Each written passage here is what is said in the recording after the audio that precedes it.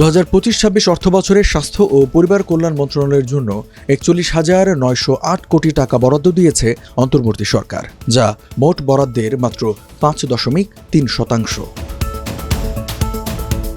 গত কয়েকটি বাজেটে স্বাস্থ্য খাতের বরাদ্দ মোট বাজেটের 5%-এর আশেপাশেই ছিল।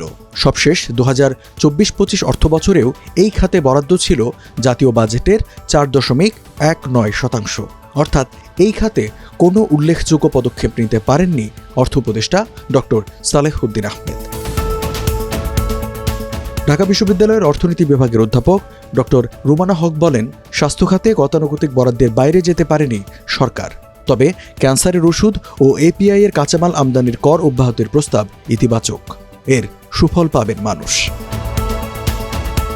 বাজেট বক্তৃতায় অর্থ উপদেষ্টা বলেন, ক্যান্সার প্রতিরোধক ওষুধ সহ সব ধরনের ওষুধ শিল্পের কাঁচামাল এবং ওষুধের সক্রিয় উপাদান তৈরির কাঁচামাল আমদানিতে শুল্ক কর অব্যাহতি সুবিধা সম্প্রসারণের প্রস্তাব করা হয়েছে। এর বাস্তবায়ন হলে ক্যান্সার সহ বেশ কিছু ওষুধের দাম কমার সম্ভাবনা তৈরি হবে।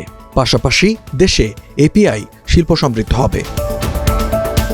অর্থ উপদেষ্টা আরও বলেন, কিডনি, লিভার, ক্যান্সার, হার্ট, মস্তিষ্কে অস্ত্রোপচার ও কৃত্রিম অঙ্গ প্রতিস্থাপন চিকিৎসা করমুক্ত করা হয়েছে। উন্নত চিকিৎসা নিশ্চিতের লক্ষ্যে রেফারেল হাসপাতালের পাশাপাশি 50 শয্যার বেশি হাসপাতাল স্থাপনের জন্য যন্ত্রপাতি ও সরঞ্জাম আমদানিতে শুল্ক কর হ্রাসের প্রস্তাব করা হয়েছে।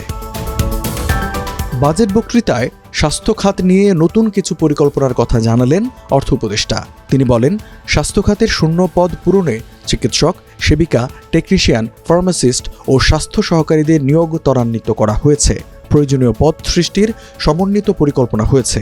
নার্সিং শিক্ষায় পিএইচডি কোর্স চালু এবং আন্তর্জাতিক মানের প্রশিক্ষণের জন্য নার্স শিক্ষক প্রশিক্ষণ কেন্দ্র প্রতিষ্ঠার বিষয় বিবেচনায় রয়েছে।